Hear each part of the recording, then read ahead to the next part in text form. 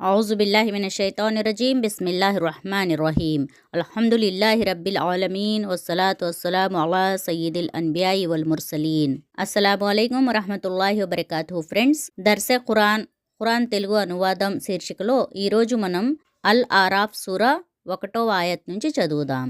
ఈ సూరా మక్కా చివరి సంవత్సరంలో సూరహ అల్ అన్ఆమ్ కంటే ముందు అవతరించబడింది. ఇందులో 206 ఆయతులున్నాయి. దీని పేరు 46, 48 ఆయత్ల నుండి తీసుకోబడింది. అల్ ఆరాఫ్ అంటే ఎత్తైన ప్రదేశాలు అని అర్థం. స్వర్గ నరకాల మధ్య ఉన్న గోడ మీది స్థలాన్ని అల్ ఆరాఫ్ అని అంటారు. ఈ సూరహలో ఆదం అలైహిస్సలాం మరియు హవ్వా అలైహిస్సలాంల గాథ ఉంది. ఇంకా నూహు అలైహిస్సలాం, హూద్ అలైహిస్సలాం, స్వాలేహ్ అలైహిస్సలాం, లూత్ అలైహిస్సలాం, షుఐబ్ అలైహిస్సలాం మరియు మూసా అలైహిస్సలాం వారి గాథలు కూడా ఇందులో ఉన్నాయి. మరియు చివరి మహాప్రవక్త సల్లల్లాహు అలైహి వసల్లం కేవలం శుభవార్తలు ఇచ్చేవారు, హెచ్చరిక చేసేవారు, అల్లాహతాలా యొక్క దాసులు మరియు ఏ విధమైన అగోచర జ్ఞానం కానీ అప్రకృతి అద్భుత శక్తులు కానీ లేవు అని 188వ ఆయత్లో వివరించబడింది. ముహమ్మద్ సల్లల్లాహు అలైహి వసల్లం అల్లాహతాలాను మాత్రమే ఆరాధించటానికి ఎన్నడూ అహంభావం చూపలేదు అని 206వ ఆయత్లో వివరించబడింది. రండి ఇప్పుడు అనువాదాన్ని చదువుదాం. మీరు కూడా వీడియో చూస్తూ చదివే ప్రయత్నం చేయండి. బిస్మిల్లాహిర్రహ్మానిర్రహీం. అలిఫ్ లామ్ మీమ్ సాద్. ఇది ఒక గ్రంథం, నీ వైపునకు అవతరింప చేయబడింది కనుక ప్రవక్త, దీనిని గురించి నీ మనస్సులో ఏ సంకోచమూ ఉండకూడదు. దీని అవతరణ ఉద్దేశ్యం నీవు దీని ద్వారా తిరస్కారులను భయపెట్టాలని, ఇది విశ్వాసులకు హితోపదేశం కావాలని. ప్రజలారా, మీ ప్రభువు తరపు నుండి మీపై అవతరింపచేయబడిన దానిని అనుసరించండి. మీ ప్రభువును త్రోసిరాజని ఇతర సంరక్షకులను అనుసరించకండి. కానీ మీరు హితబోధను స్వీకరించటం అరుదు. మేము నాశనం చేసిన నగరాలు ఎన్నో ఉన్నాయి. వాటిపై మా శిక్ష రాత్రి సమయంలో హఠాత్తుగా విరుచుకుపడింది, లేక పట్టపగలు వారు విశ్రాంతి తీసుకుంటూ ఉండగా వచ్చిపడింది.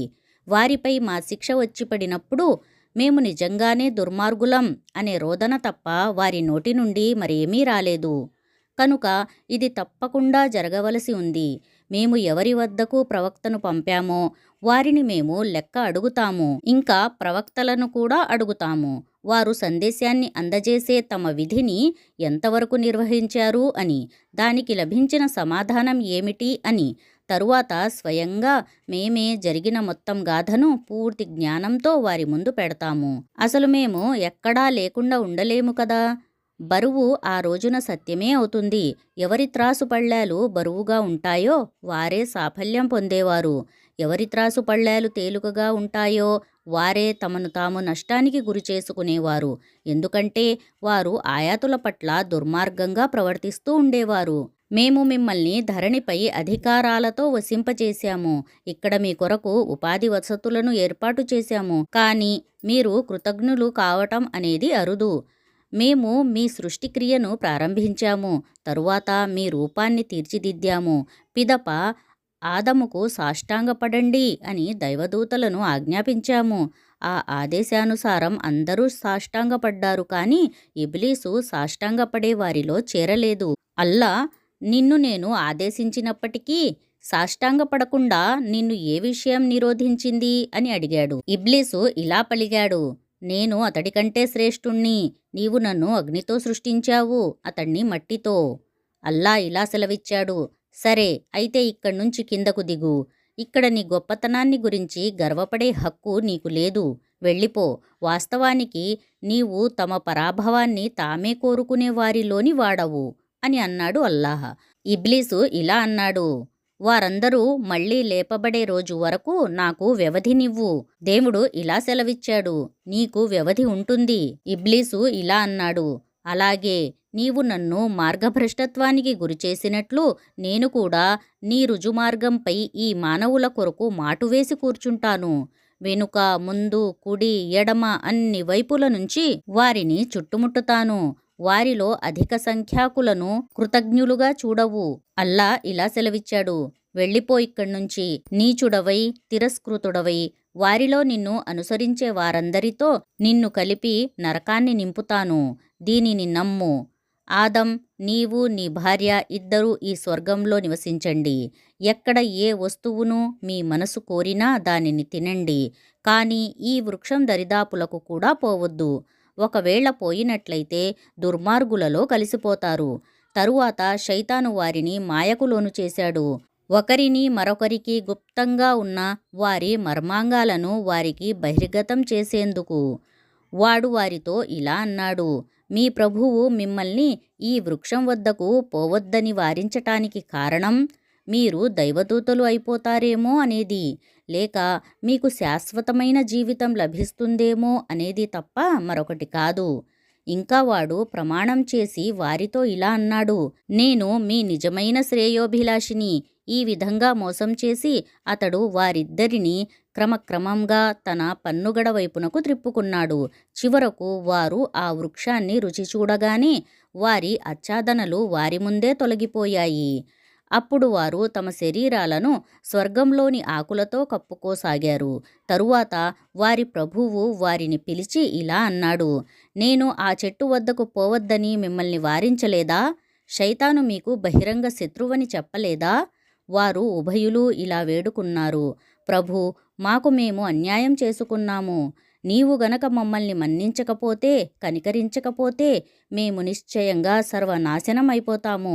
దేవుడు ఇలా అన్నాడు, దిగిపోండి, మీరు ఒకరికొకరు శత్రువులు. ఒక నిర్ణీత కాలం వరకు మీకు భూమిలోనే నివాసము, ఉపాధి సదుపాయాలు ఉంటాయి. ఇంకా ఇలా అన్నాడు, మీరు అక్కడే జీవిస్తారు, అక్కడే మరణిస్తారు, అక్కడి నుంచే చివరకు తీయబడతారు. ఆదము సంతానమా, మేము మీపై దుస్తులను అవతరింపచేశాము. అవి మీరు సిగ్గుపడే మీ శరీర భాగాలను కప్పుతాయి. మీ శరీర రక్షణకు, శోభకు సాధనంగా ఉంటాయి. భయభక్తులు అనే దుస్తులే మంచి దుస్తులు. ఇది అల్లా సూచనలలోని ఒక సూచన.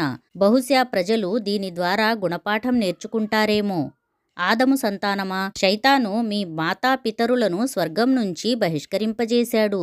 వారి మర్మాంగాలు ఒకరివి ఒకరికి బహిర్గతం కావడానికి వారి వస్త్రాలను వారిపై నుండి తొలగింపచేశాడు. అదేవిధంగా మిమ్మల్ని మళ్ళీ వాడు ఆపదకు గురిచెయ్యటం అనేది జరగకూడదు.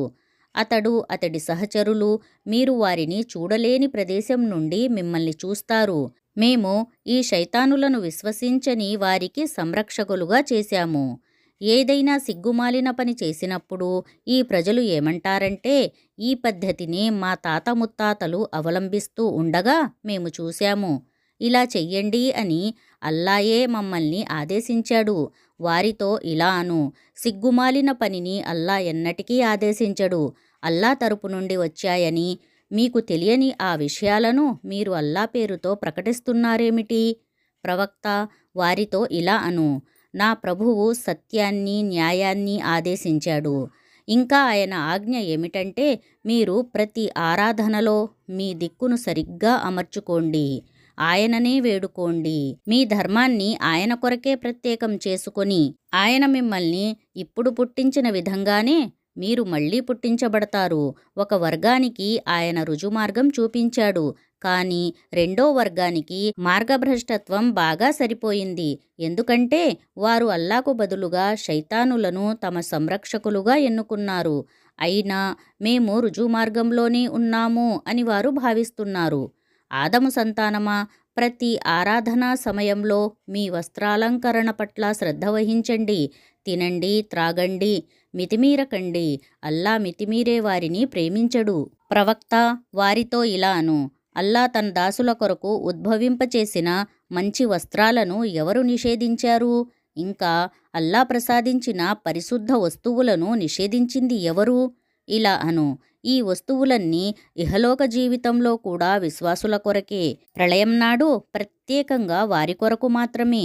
జ్ఞానం కలవారి కొరకు ఈ విధంగా మేము మా మాటలను స్పష్టంగా చెబుతున్నాము.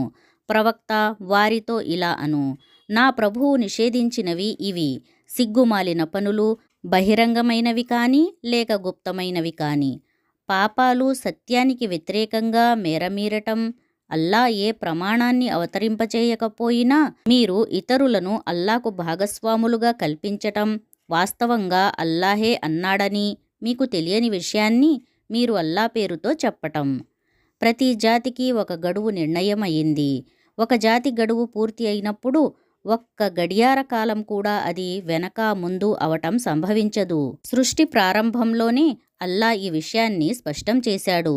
ఆదము సంతానమా, జ్ఞాపకం ఉంచుకోండి, ఒకవేళ మీ వద్దకు స్వయంగా మీలో నుండే నా ఆయాతులను వినిపించే ప్రవక్తలు వచ్చినప్పుడు అవిధేయత నుండి తనను తాను కాపాడుకుంటూ తన వైఖరిని సంస్కరించుకునేవానికి భయం కానీ దుఃఖం కానీ కలిగే అవకాశం లేదు. ఇంకా మా ఆయాతులు అసత్యాలని తిరస్కరించి వాటి పట్ల తలబిరుసుతనం ప్రదర్శించేవారే నరక నివాసులు అవుతారు. అక్కడే వారు శాశ్వతంగా ఉంటారు. పూర్తిగా అబద్ధాలైన విషయాలను సృష్టించి అల్లాకు ఆరోపించి లేక సత్యమైన అల్లా ఆయాతులు అసత్యాలని తిరస్కరించే వాడిని మించిన దుర్మార్గుడెవడు? అటువంటి వారు తమ విధివ్రాత ప్రకారం తమ భాగాన్ని పొందుతూ ఉంటారు. మేము పంపే దైవదూతలు వారి ఆత్మలను బంధించటానికి వచ్చే ఆ గడియ వరకు. అప్పుడు ఆ దూతలు వారిని ఇలా అడుగుతారు, చెప్పండి, మీరు అల్లాకు బదులుగా వేడుకునే ఆ ఆరాధ్య దైవాలు ఇప్పుడెక్కడున్నారు? వారు ఇలా అంటారు, వారంతా మా నుండి తప్పుకున్నారు. ఇంకా వారు మేము నిజంగానే సత్య తిరస్కారులమే అని తమకు వ్యతిరేకంగా తామే సాక్ష్యమిస్తారు. అల్లా ఇలా సెలవిస్తాడు, పోండి, మీకు పూర్వం గతించిన జిన్నాతుల వర్గము మానవుల వర్గము పోయి చేరిన ఆ నరకానికే మీరు పోండి. ప్రతి వర్గము అది నరకంలో ప్రవేశించేటప్పుడు తన పూర్వపు వర్గాన్ని శపిస్తూ ప్రవేశిస్తుంది. చివరకు వారంతా అక్కడకు చేరినప్పుడు తరువాత వచ్చిన ప్రతి వర్గము తన పూర్వపు వర్గాన్ని గురించి ఇలా అంటుంది, ప్రభు, మమ్మల్ని మార్గభ్రష్టులుగా చేసిన వారు వీరే, కనుక వీరికి రెట్టింపు అగ్నిశిక్ష విధించు. సమాధానంగా ఇలా అనబడుతుంది, ప్రతి వాడికి రెట్టింపు శిక్షే పడుతుంది. కానీ అది మీకు తెలియదు. మొదటి వర్గం రెండో వర్గంతో ఇలా అంటుంది, మేము గనక నిందార్హులమే అయితే మీరు మాత్రం మాకంటే ఏ విషయంలో మెరుగు? ఇక మీరు మీ సంపాదనకు ఫలితంగా శిక్షను చవిచూడండి. నమ్మండి, మా ఆయాతులను తిరస్కరించిన వారి కొరకు, వాటి పట్ల తలబిరుసుతనం ప్రదర్శించిన వారి కొరకు ఆకాశ ద్వారాలు ఎంత మాత్రం తెరువబడవు. సూది రంధ్రం గుండా ఒంటెపోవటం ఎంత అసంభవమో వారు స్వర్గంలోకి పోవటం కూడా అంతే అసంభవం. అపరాధులకు మా వద్ద ఇటువంటి ప్రతిఫలమే లభిస్తుంది. వారికి నరకమే పాన్పు, నరకమే దుప్పటి. మేము దుర్మార్గులకు ఇచ్చే ప్రతిఫలం ఇదే. దీనికి భిన్నంగా మా ఆయాతులను విశ్వసించి మంచి పనులు చేసిన వారు ఈ విషయంలో మేము ప్రతి వ్యక్తిపైన అతని శక్తి సామర్థ్యాలకు అనుగుణంగానే బాధ్యతను మోపుతాము. వారు స్వర్గ నివాసులు, అక్కడ వారు సదా ఉంటారు. వారి మనస్సులలో పరస్పరం ఏ కాస్త శత్రుభావం ఉన్నా దాన్ని మేము తొలగిస్తాము. వారి క్రింద కాలువలు ప్రవహిస్తూ ఉంటాయి. వారు ఇలా అంటారు, మాకు ఈ మార్గం చూపిన అల్లాకే స్తోత్రాలు. ఆయన గనక మాకు మార్గం చూపి ఉండకపోయినట్లయితే స్వయంగా మేము మార్గం పొంది ఉండేవారము కాదు. మా ప్రభువుచే పంపబడిన ప్రవక్తలు వాస్తవంగా సత్యాన్ని తీసుకువచ్చారు. అప్పుడు వారికి ఈ వాణి వినపడుతుంది, మీరు వారసులుగా చేయబడిన ఈ స్వర్గం మీరు చేస్తూ ఉండిన పనులకు ప్రతిఫలంగా మీకు లభించింది. తరువాత స్వర్గవాసులు నరకవాసులను పిలిచి ఇలా అంటారు, మా ప్రభువు మాకు చేసిన వాగ్దానాలను అన్నింటినీ మేము సత్యమైనవిగా కనుగొన్నాము. మరి మీరు కూడా మీ ప్రభువు చేసిన వాగ్దానాలను సత్యమైనవిగా కనుగొన్నారా? వారు జవాబుగా అవును అని పలుకుతారు.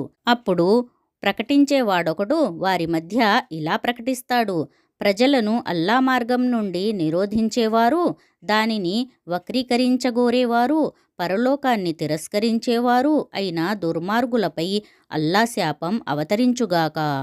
ఈ ఉభయ వర్గాల మధ్య ఓ తెర అడ్డుగా నిలుస్తుంది.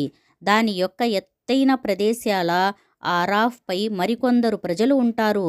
వారు ప్రతి ఒక్కణ్ణి అతని ముఖాకృతిని బట్టి గుర్తుపడతారు. స్వర్గవాసులను పిలిచి మీకు శాంతి కలుగుగాక అని అంటారు. వారు స్వర్గంలోకి ప్రవేశించనేలేదు, కానీ దానిని ఆశిస్తున్నారు. వారి దృష్టి నరకవాసుల వైపునకు మళ్ళినప్పుడు ఇలా అంటారు, ప్రభూ, మమ్మల్ని మటుకు ఈ దుర్మార్గులలో చేర్చకు. తరువాత ఎత్తైన ప్రదేశాలపై ఉన్న ఆ ప్రజలు నరకంలో ఉన్న కొందరు పెద్ద మనుషులను వారి ఆనవాళ్ల ద్వారా గుర్తుపట్టి ఇలా అంటారు: చూశారా మీరు, మీ అనుచర వర్గాలు గాని, మీరు గొప్పగా భావించిన ఆస్తిపాస్తులు గాని ఈరోజు మీకు ఏ విధంగానూ పనికిరాలేదు గదా.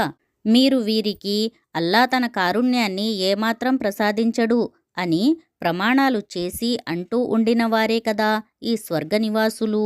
ఈరోజు వారితోనే స్వర్గంలో ప్రవేశించండి, మీకు భయం గాని దుఃఖం గాని లేదు అని అనటం జరిగింది. నరకవాసులు స్వర్గవాసులతో ఇలా మొరపెట్టుకుంటారు: కాస్త దయచూసి మాపై కొద్దిగా నీళ్లు పోయండి, లేదా అల్లా మీకు ప్రసాదించిన ఆహారంలో నుంచైనా కొంత ఇటు విసరండి. వారు ఇలా సమాధానం చెప్తారు: ఈ రెంటినీ అల్లా సత్య తిరస్కారులకు నిషేధించాడు. వారు తమ ధర్మాన్ని ఒక క్రీడగా, ఒక కాలక్షేపంగా చేసుకున్నారు. ఇంకా వారిని ఇహలోక జీవితం మోసానికి గురిచేసింది. అల్లా ఇలా సెలవిస్తాడు: వారు ఈనాటి సమావేశాన్ని మరిచి ఉండిన విధంగానే, మా ఆయాతులను తిరస్కరిస్తూ ఉండిన విధంగానే మేము వారిని ఈనాడు మరిచిపోతాము. మేము ఈ ప్రజల వద్దకు ఒక గ్రంథాన్ని తీసుకువచ్చాము. దానిని మేము జ్ఞానం ఆధారంగా సవివరమైనదిగా చేశాము. అది విశ్వాసులకు మార్గదర్శకత్వం, కారుణ్యం. ఇక మీరు ఈ గ్రంథం తెలియజేసే ముగింపు కోసం కాక మరేదైనా విషయం కొరకు నిరీక్షిస్తున్నారా? ఆ ముగింపు వచ్చే రోజున దానిని నిర్లక్ష్యం చేస్తూ వచ్చిన వారే ఇలా అంటారు: యథార్థంగానే మా ప్రభువు పంపిన ప్రవక్తలు సత్యం తీసుకుని వచ్చారు. అయితే మా కొరకు సిఫారసు చేయటానికి సిఫారసుదారులెవరైనా మాకు లభిస్తారా? లేదా మేము మళ్ళీ తిరిగి పంపబడగలమా? పూర్వం మేము చేస్తూ ఉండిన దానికి బదులుగా ఇప్పుడు మరొక పద్ధతి ప్రకారం పనిచేసి చూపించటానికి? వారు తమను తాము నష్టంలో పడవేసుకున్నారు. వారు సృష్టించిన అసత్యాలు సమస్తము ఈరోజు వారి నుండి తప్పుకున్నాయి.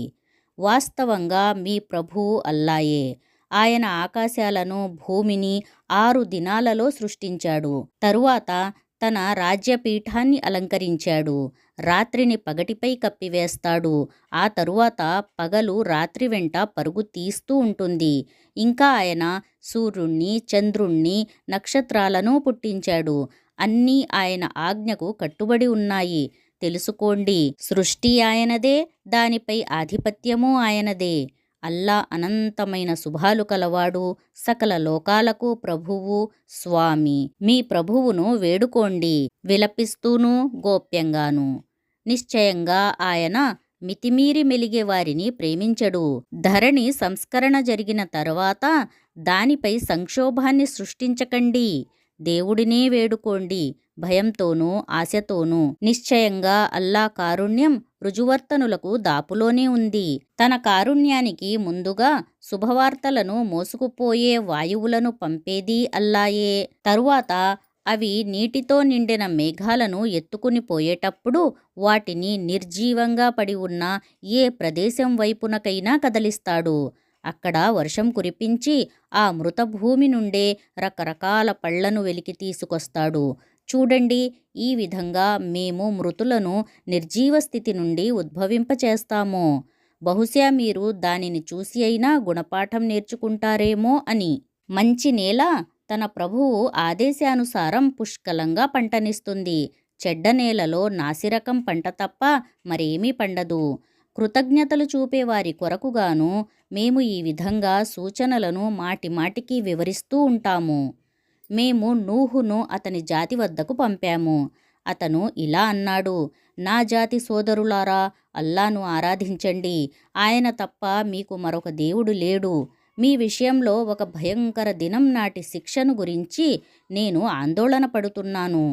ఆయన జాతి సర్దారులు ఇలా పలికారు: నీవు స్పష్టమైన అపమార్గానికి గురి అయినట్లు మాకు కనిపిస్తున్నది. నూహు ఇలా అన్నాడు: నా జాతి సోదరులారా, నేను ఏ అపమార్గంలోనూ పడలేదు. యథార్థానికి నేను సకల లోక ప్రభువునకు ప్రవక్తను. నా ప్రభువు సందేశాలను మీకు అందజేస్తాను. మీ శ్రేయోభిలాషిని. మీకు తెలియని విషయాలు నాకు అల్లా తరపు నుండి తెలుసు. మీకు ఆశ్చర్యం కలిగిందా? మీ వద్దకు స్వయంగా మీ జాతికి చెందిన ఒక మనిషి ద్వారా మీ ప్రభువు జ్ఞాపిక వచ్చిందని, మిమ్మల్ని హెచ్చరించటానికి, మీరు చెడునడతకు దూరంగా ఉండటానికి, మీపై దయచూపటానికి. కానీ వారు ఆయనను తిరస్కరించారు. చివరకు మేము ఆయనను, ఆయన సహచరులను ఒక పడవ ద్వారా విముక్తి కలిగించాము. మా ఆయాతులు అసత్యాలని తిరస్కరించిన వారందరినీ మేము ముంచివేశాము. నిశ్చయంగా వారు అంధజనులు. అల్లాహ్ మనందరికీ అల్లాహ్ యొక్క ఆయాతులను స్పష్టంగా అర్థం చేసుకోగల శక్తిని ప్రసాదించుగాక. ఆమీన్ యా రబ్బుల్ ఆలమీన్. జజాకుముల్లాహు ఖైరన్ కసీరా. అస్సలాము అలైకుం వరహమతుల్లాహి వబరకాతుహు.